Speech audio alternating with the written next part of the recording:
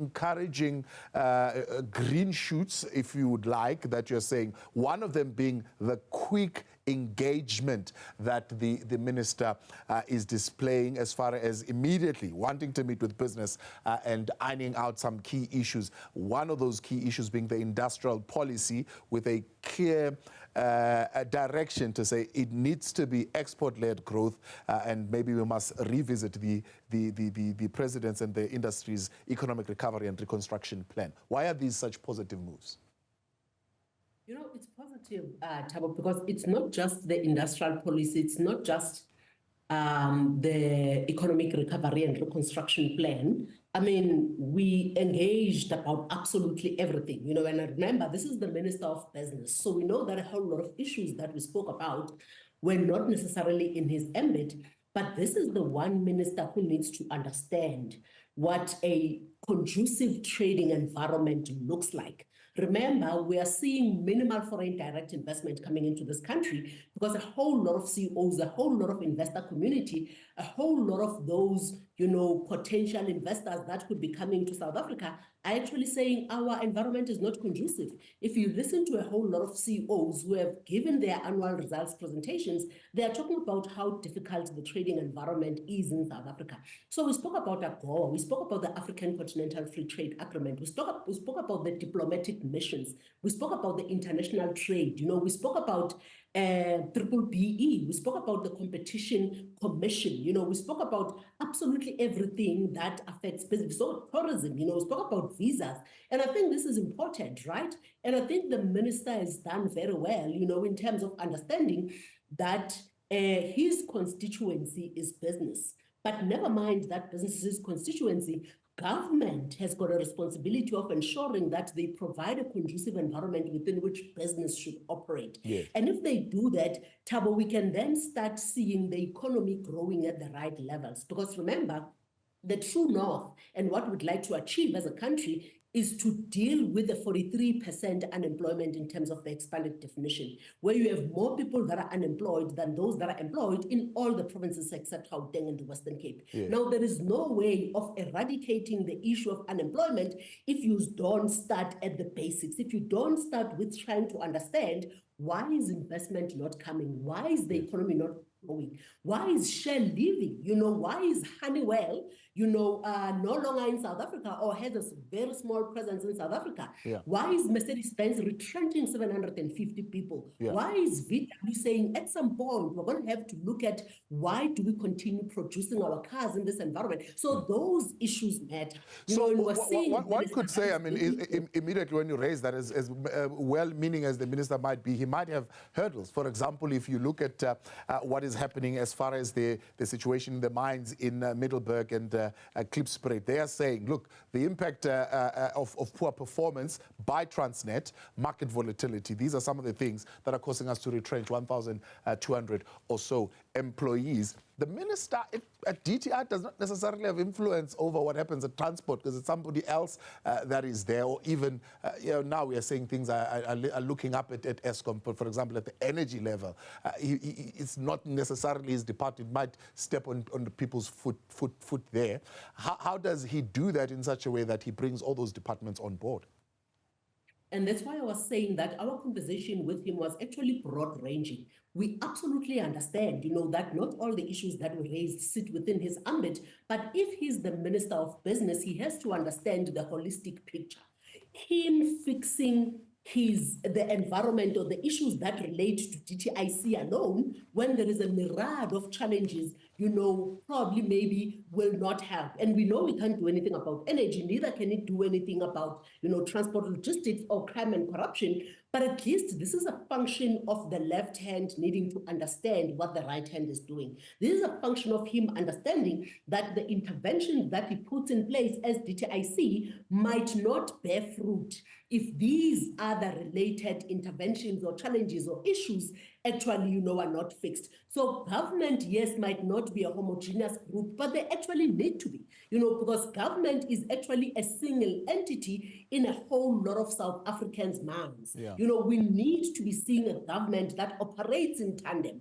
So we can fix Triple B and the Competition Commission, but while we cannot get our goods to market, you know, he must know that growing the economy is not going to happen. Right. If we don't have the expert visas, right? So I think that is the broad conversation that we're having. Right. And of course, how he actually, engages. And we're having these engagements with all the ministers. Yeah. But I was just, highlighting Absolutely. the fact that his quick engagement, reaching out to business 48 hours after he was appointed and saying, I'd like to know what are the issues that keep you awake at night as CEOs in this country. Right. I'd like to know what are the impediments to attaining a conducive, business environment. And he goes to his budget vote speech a few days later, Thabo, and all of those issues find expression in his budget vote speech. That is encouraging. Putting his shoulder to the wheel, so to speak, he's changing, or at least expressing commitment to deal with leadership issues at some of the entities. 11 out of 18 boards in those entities might be seeing an overhaul. Somebody else might be quick to get up there and say, no, this is a purge. It's a new minister, new broom. He wants to bring in his own people there. You're saying this must be supported. Why? Look, and the entities that we're talking about are critical entities, right? Because you're talking about CIPC, you're talking about the National Consumer Tribunal, you're talking about the National Trade Regulator, you're talking about the IDC, you're talking about the NAF, you're also talking about the National Lotteries, you're talking about, the Institute, the National Metrology Institute of South Africa, you're talking about all these critical entities that if they are not functioning, the SABS, for instance, South African Bureau of Standards. So if these entities don't function, then they do actually have an impact on how business operates in this country. I don't agree with the complete overhaul. I really think that you need to have institutional memory. I'm sure there's going to have to be an effectiveness exercise that is done, on the boards that are actually there, to see if there are board members that actually need to remain there, because these institutions still need to have continuity, as it were. But I think reviewing the effectiveness of any entity, business does it probably maybe on a yearly basis. Are these boards effective? So why can't government do it? It's just a good governance practice. And it's good, to see a minister would actually want to do that. If there isn't effectiveness in this entity or in this department, what is wrong, with saying we actually need to do an effectiveness test? And if need be, let's see if we can change some of the leadership in those entities. DTIC has got a whole lot of acting people. You need to start putting permanent people in place in some of these positions, because then once the leadership is not what it should be, if you don't have permanent people in leadership, that in and of itself is a problem. And we're seeing the minister trying to tackle exactly that. You were in a meeting with the president now, and we've seen the statement here as part of Business Unity South Africa on NHI. Have you found each other? We definitely have found each other. I think for the past 18 months, that we've been having the business government partnership, we are very clear, in terms of what the true north is. We were very clear what we wanted to do with energy and load shedding. We have attained that. On Saturday, it's going to be, on Sunday, it's going to be 180 days without load shedding. That is 6 months, Thabo. It's a big deal for South Africa. We've put in place the road mapping as far as the transport and logistics is concerned, and Minister Barbara Creecy has actually committed to implementing that. Crime and corruption obviously is a bit slow. It's a bit of a challenge, but there are interventions and plans in place. We're seeing the NPA doing its best in terms of trying to ensure that we do get prosecutions. So we have found each other. We agree that we need to continue in these 3 areas. We agree that water is another crisis that we're going to have to look at. We agree that Operation Vulindlela has actually been effective, and we need to keep it as a unit, because we have seen, the traction and the progress that we've achieved from a structural reform agenda. We have agreed on a whole lot of areas. There's no disagreement. So we've definitely found each other, and we're looking forward to continue working with the 7th administration to ensure, that we can fix a whole lot of these issues that are a bugbear for the South African economy. So the president says he's invited you to make some proposals as far as your areas of concern, as far as health is concerned, and the NHI bill. What would be those? The NHI, Thabo, in its current form, is not going to work. We need universal healthcare in this country. Yes, we definitely need universal healthcare. But the NHI in its current form is not going to work. And I listened to the Minister of Health the other day talking about business, this is this is business trying to protect its interest or whatever the case is. It's got absolutely nothing to do with that. The government doesn't know today how much an NHI is going to cost them. And yet they've already signed it into law saying they are going to implement it. This thing is unfundable.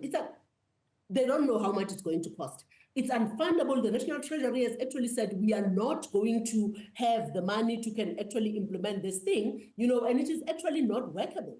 And when you look at it, Thabo, you actually see that government actually hastened, to actually implement this thing when they themselves were not ready.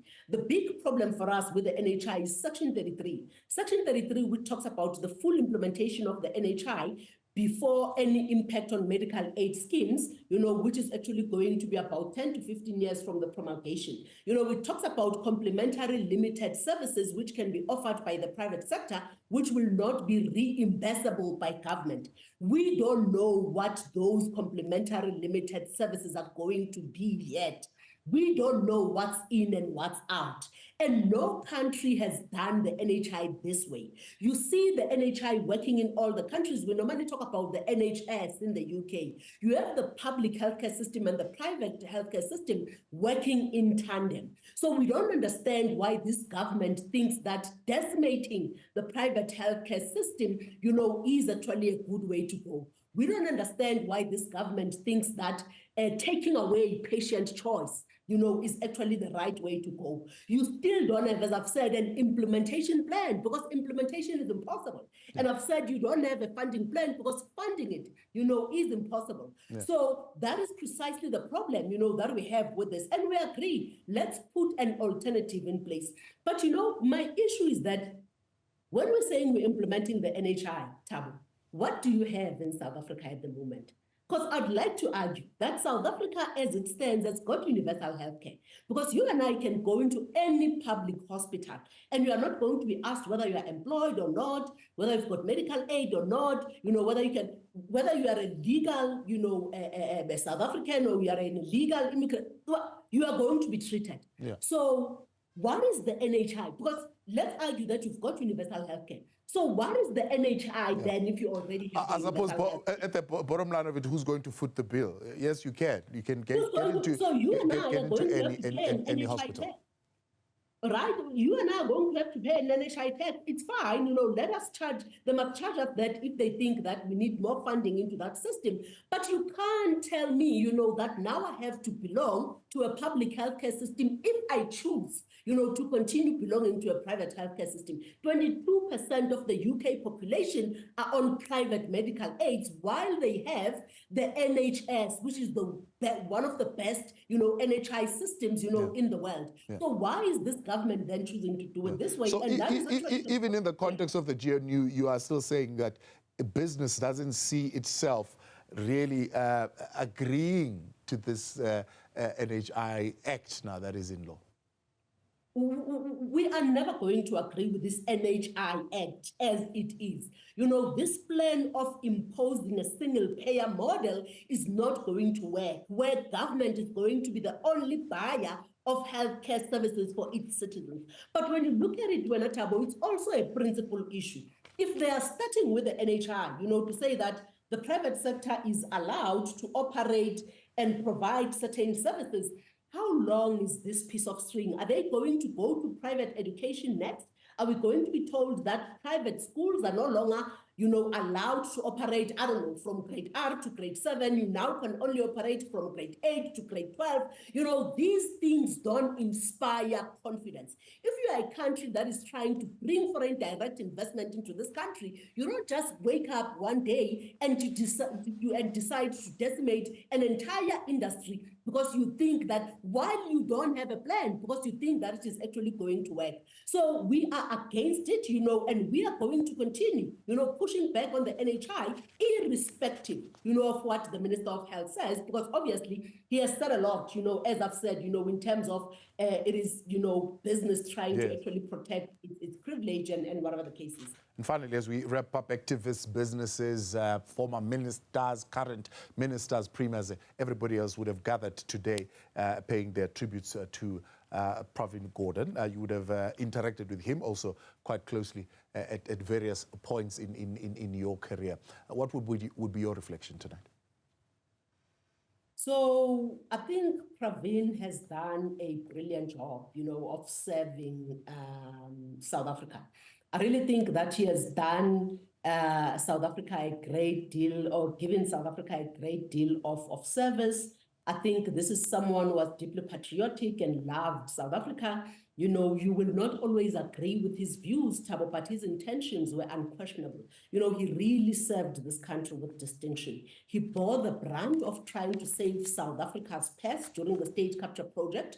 He endured scars for doing the right thing as the Minister of Finance and National Treasury. Was it not for him, the state capture project would have been worse. The decimation of the South African economy and the impact on it would have actually been worse. And I really think, as I said, he served South Africa the best way he knew how. He epitomized what public service ought to be, and I really think that he was a true public servant in the true sense of the word. Something you don't find a lot in leadership today, is what PG actually did. He was not a pleaser, so because very often, leaders try to please everyone, and that is what normally impedes our progress and effectiveness as leaders. So if you want to change things, you can't please everyone, and if you are pleasing everyone, you're probably not making enough progress. So he was really a committed patriot whose intentions were impeccable. He was always willing to talk and argue his point as well as listen. I did not always agree with him. Him and I butted heads a lot, but I could never fault him, on his drive to try and make South Africa succeed. We might not have agreed on the how, but why he was doing what he was doing or what he was trying to achieve, I definitely cannot question that. So he was part of the crop of politicians who came into government to really serve South Africans and to uplift the country. And he has actually served this country very well. Busisiwe Mavuso, I appreciate your time. Thanks so much for coming on, CEO of Business Leadership South Africa.